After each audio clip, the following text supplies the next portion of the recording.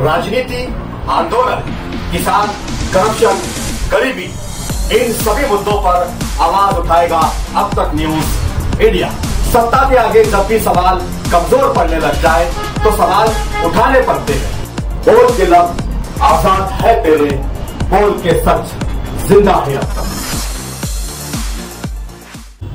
बकरीद के मद्देनजर जानवरों की चोरी बहुत बढ़ गई है और पिछले कुछ दिनों में चंदनपुरी शिवार में हाईवे के पास 2-3 जगहों से जानवरों को चुराने की कोशिश की गई।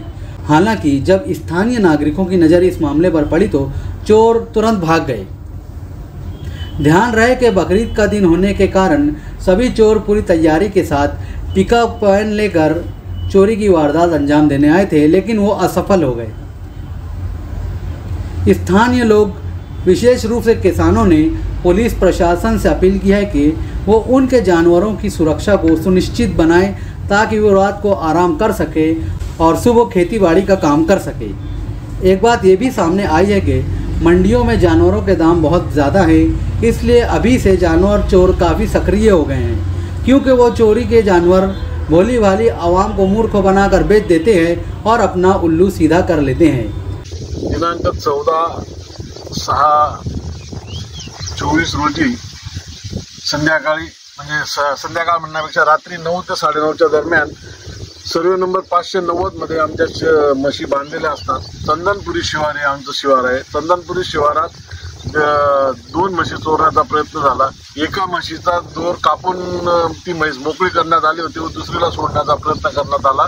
तसेच त्यांची जी लहान पायडं होती ती सुद्धा त्यांनी दोर कापून त्यांच्यावर, परंतु आमचा एक गडी सुभाष रावजी पवार म्हणून हे चौफुलीवर चहा पाणी करून परत मळ्यात येत असताना त्यांना म्हैस सोडून घेऊन जाताना एक जण दिसला। त्याच्या मागे तो नंतर मग बॅटरी आणि कुऱ्हाड घेऊन सुटला। तर तो माणूस तोपर्यंत त्या शेताच्या आजूबाजूला मोठाले आमच्या गुरांचा चारा असल्यामुळे त्या चाऱ्यात लपून तो मनमाड रोडकडे पसार झाले।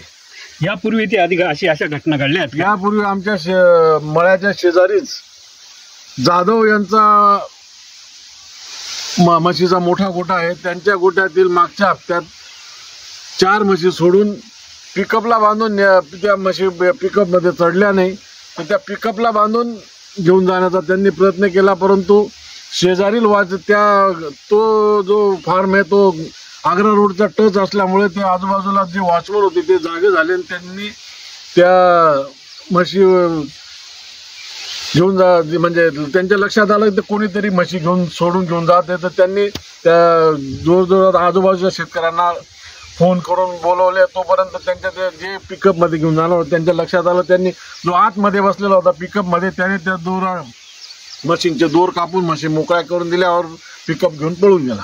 इथं मन्नू पाटील यांच्याकडे अशी घटना घडली आहे का?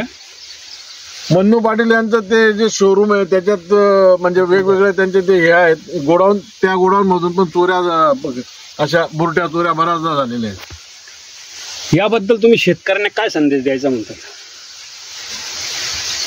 याबाबत आता वारंवार आम्ही आजूबाजूच्या शेतकऱ्यांना असं सांगू इच्छितो की या वारंवार घडणाऱ्या घटनांमुळे प्रत्येकाने आपापल्या शेतात चौकस राहून आजूबाजूच्या सर्वांना हे करून म्हणजे चंदनपुरी आणि हे जे आपला किल्ला पोलीस स्टेशनचे जे क्षेत्र आहे त्या पोलिसांनी पण आम्हाला मदत करावी आमची अपेक्षा आहे।